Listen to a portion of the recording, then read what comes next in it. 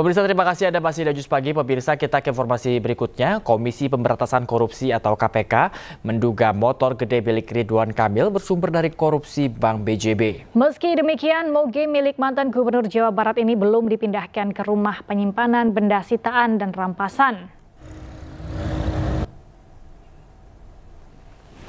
Juru bicara KPK, Tessa Mahardika mengatakan motor gede merek Royal Enfield yang disita masih dalam penguasaan mantan Gubernur Jawa Barat Ridwan Kamil. Motor gede itu belum dipindahkan ke rumah penyimpanan benda sitaan dan rampasan di Cawang, Jakarta Timur. Tessa menjelaskan ada sejumlah syarat agar kendaraan yang disita masih bisa dalam penguasaan Ridwan Kamil. Di antaranya, kendaraan itu tidak boleh diubah bentuk, pindah tangan, atau dijual. Jika syarat itu dilanggar, Ridwan terancam pasal 21 Undang-Undang Nomor 31 Tahun 1999 tentang pemberantasan tindak pidana korupsi. Pasal tersebut berkaitan dengan pasal perintangan penyidikan dan terancam hukuman pidana penjara. KPSK resmi menetapkan 5 orang tersangka terkait dugaan korupsi pengadaan iklan di Bank BJB. Di antaranya termasuk Yudi Renaldi, mantan Dirut Bank BJB, dan Widi Hartoto, pemimpin divisi Corporate Secretary BJB. KPK menyita sebuah kendaraan toh ya. Kendaraan itu tentunya bisa jadi kendaraan tersebut menjadi bagian dari proses korupsi yang terjadi, apakah itu dalam sarana, sebagai sarana, atau juga kendaraan tersebut merupakan kendaraan yang dibeli menggunakan hasil dari tindak pidana. Sementara itu, pemirsa, Ketua Umum Partai Golkar Bahlil Lahadalia buka suara soal kadernya Ridwan Kamil yang tengah disorot setelah rumahnya digeledah dan motornya disita KPK terkait korupsi Bank BJB. Bahlil menyerahkan sepenuhnya proses hukum kepada aparat penegak hukum. Kami dari DPP Partai Golkar menghargai proses hukum yang ada. Kami serahkan semua proses hukum kepada yang berwenang. Namun kami juga sebagai warga negara harus menghargai asas praduga tak bersalah. Biarlah semua itu kita lihat berproses. Demikian. Kejaksaan Agung menetapkan 1 tersangka baru dalam kasus dugaan suap terkait vonis lepas kepada terdakwa korporasi kasus korupsi ekspor CPO. Tersangka baru berinisial MSY.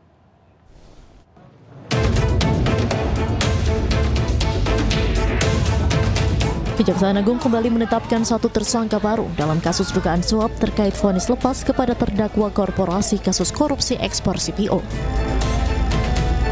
Tersangka baru berinisial MSY yang merupakan Social Security Legal Wilmar Group. MSY ditahan selama 20 hari ke depan di Rutan Salemba, Jakarta.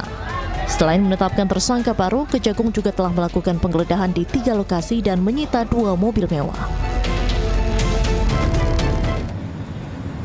Keterangan saksi dan dokumen baik yang diperoleh pada hari ini maupun 2 hari yang lalu,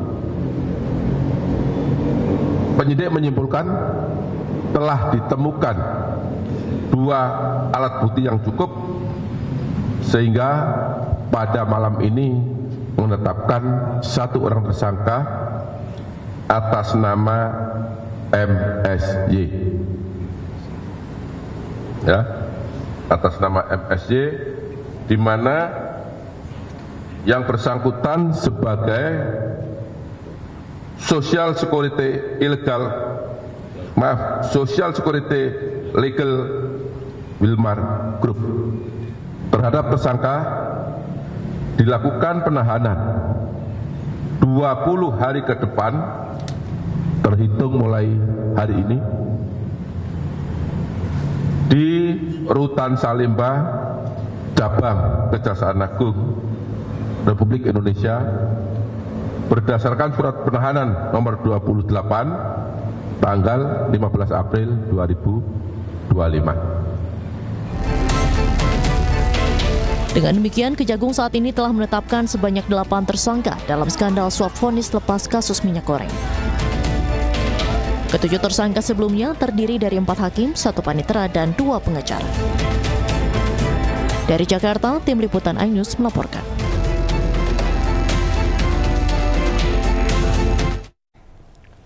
Empat hakim yang terjerat suap kasus ekspor minyak goreng pernah jadi sorotan publik saat menangani kasus-kasus besar. Mulai dari sidang kasus KM50, pembunuhan Brigadir Yosua, penyiraman penyidik KPK Novel Baswedan, hingga kasus yang menjerat petinggi FPI Rizik Syihab.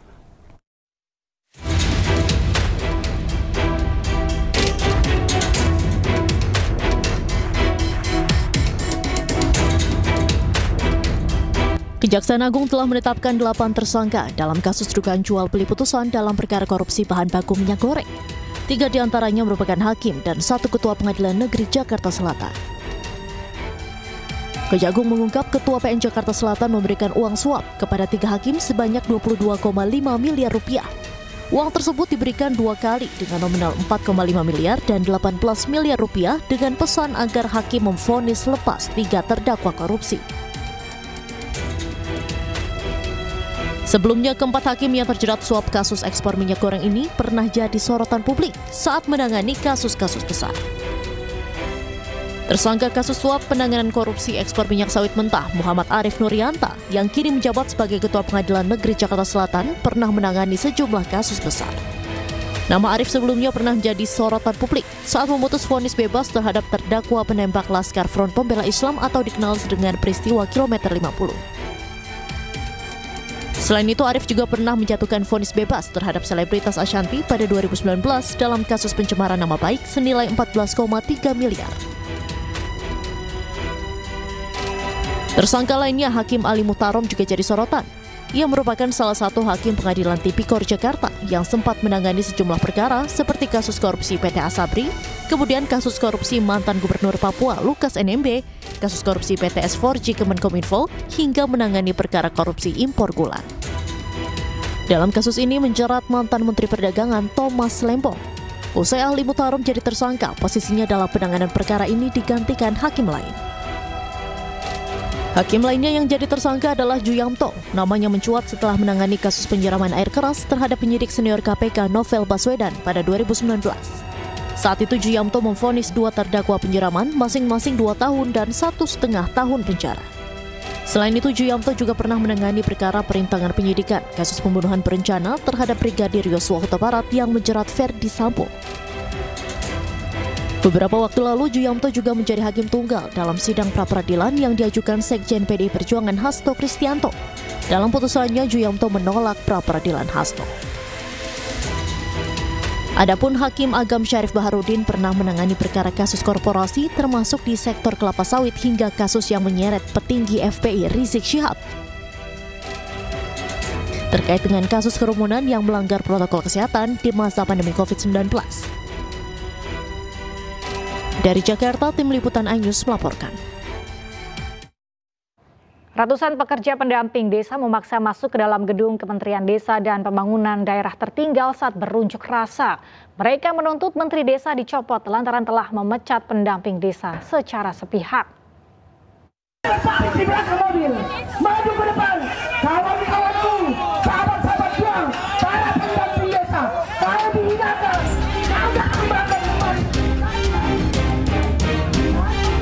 Dengan membawa poster dan spanduk tuntutan, ratusan pendamping desa yang tergabung dalam Aliansi Pendamping Desa Merah Putih berunjuk rasa di depan gedung Kementerian Desa. Massa memaksa masuk ke dalam gedung yang dijaga ketat oleh petugas pengamanan dan kepolisian.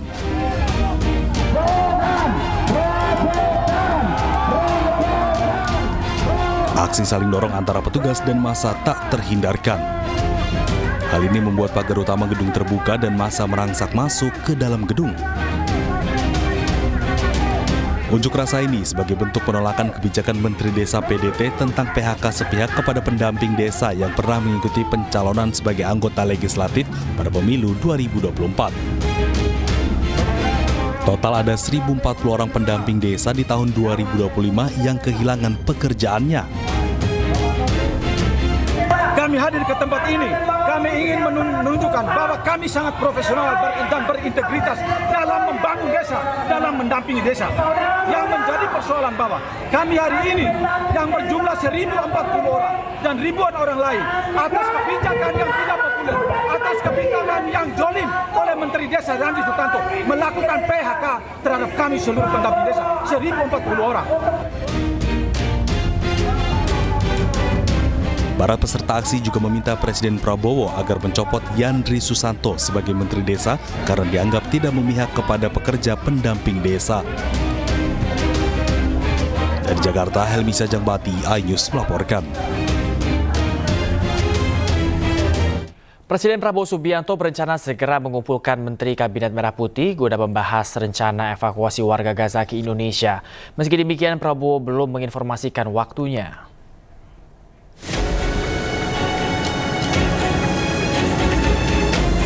Menteri Koordinator Politik dan Keamanan Budi Gunawan mengatakan Presiden Prabowo Subianto berencana akan mengumpulkan Menteri Kabinet Merah Putih untuk membahas rencana evakuasi warga Gaza ke Indonesia. Budi Gunawan juga mengungkapkan akan ada rapat khusus terkait hal tersebut. Presiden Prabowo belum menginformasikan secara pasti kapan rapat tersebut akan digelar. Soal rencana evakuasi tadi sempat Belum. Tapi kalau dari Menko Polhukam apakah sudah koordinasi? Belum, nanti Presiden akan mengumpulkan tuh ada arahan khusus. Akan ada rapat khusus ya Pak ya? Ya, sekarang fokus termasuk negosiasi dengan Amerika ya masalah ekonomi. Sebelumnya Presiden Prabowo mengatakan jika Indonesia siap menampung warga Palestina di Gaza, terutama mereka yang mengalami luka-luka, trauma, dan anak-anak yatim piatu.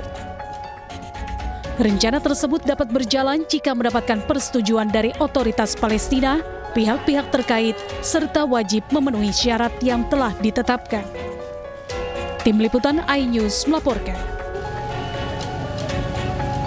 Menko Polhukam Budi Gunawan menyebut pemerintah tengah fokus mempersiapkan negosiasi tarif impor kebijakan Presiden Amerika Serikat Donald Trump. Tim negosiasi akan berangkat dalam waktu dekat. Termasuk negosiasi dengan Amerika ya masalah ekonomi. Kalau untuk negosiasi arahannya seperti apa Pak?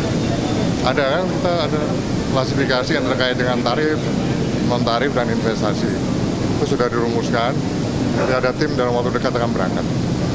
Cukup ya.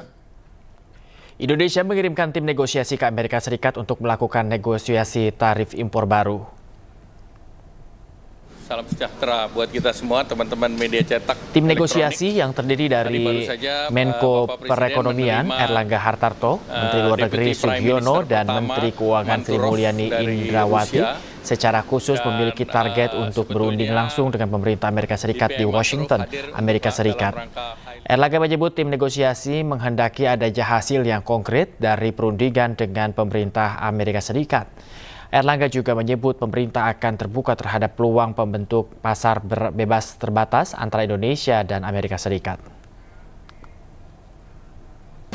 Kemarin kan sudah rapat dengan seluruh kementerian dan tadi saya sudah laporkan ke Bapak Presiden.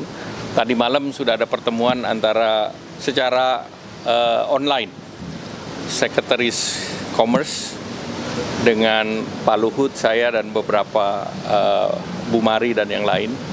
Yang intinya kita bahas mengenai framework apa yang diharapkan oleh Amerika dan apa yang diharapkan oleh Indonesia. Itu termasuk yang penurunan PPR impor dan beberapa paket lainnya Pak? Nah, kita bicara secara global dan nanti teknisnya akan dibahas.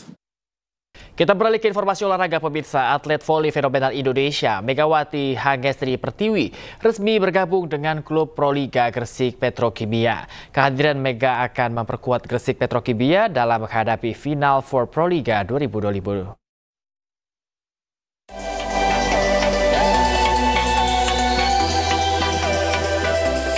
Atlet voli fenomenal Indonesia Megawati Hangestri Pertiwi resmi bergabung dengan klub Proliga Gresik Petrokimia. Selain diumumkan melalui media sosial, pihak klub juga sudah memberikan pernyataan bahwa mereka mendapatkan tanda tangan Megawati. Meski begitu, belum bisa dipastikan apakah Mega dapat langsung dimainkan mengingat Mega saat ini masih menderita cedera di kakinya.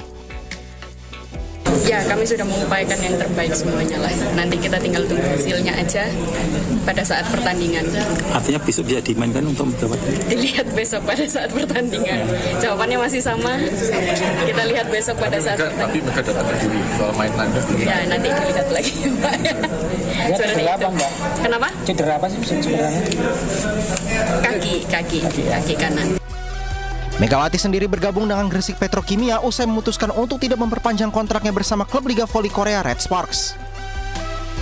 Dengan pengalamannya yang bermain di kompetisi luar negeri, ditambah dengan kualitasnya, tentu menjadi suntikan semangat dan tambahan kekuatan yang signifikan bagi Gresik Petrokimia dalam mengarungi Final Four Pro Liga 2025. Dan pemirsa, informasi lainnya yaitu Gunung Merapi di Kabupaten Agam, Sumatera Barat ini kembali erupsi pada Rabu siang. Ya, letusan disertai suara dentuman terlihat hingga radius 5 km. Dan pemirsa, informasi ini sekaligus menutup iNews pagi hari ini. Usai sudah kebersamaan kita dalam iNews pagi hari ini. Anda dapat temukan informasi-informasi terbaru lainnya di www.inews.id.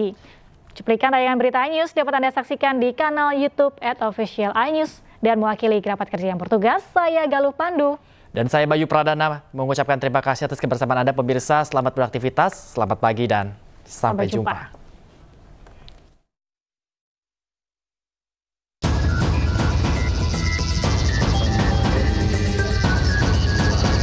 Gunung Merapi di Kabupaten Agam dan Kabupaten Tanah Datar, Sumatera Barat kembali erupsi.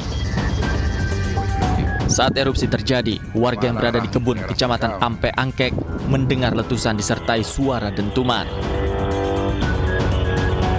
Pada radius 5 km dari pusat erupsi, terlihat kawah yang berada di puncak Gunung Merapi mengeluarkan asap tebal membumbung ke langit. Dengan durasi erupsi selama 52 detik,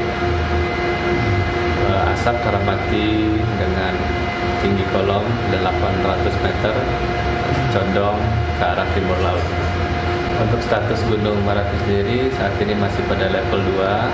Kemudian untuk arah angin ke timur laut sehingga diperkirakan untuk hujan abu ke arah timur laut. Gunung Merapi saat ini berstatus waspada atau berada pada level 2. Warga, pendaki, hingga wisatawan dilarang beraktivitas dalam radius 3 km dari pusat erupsi Gunung Merapi. Dari Agam, Sumatera Barat, Wahyu Sikumbang, iNews melaporkan.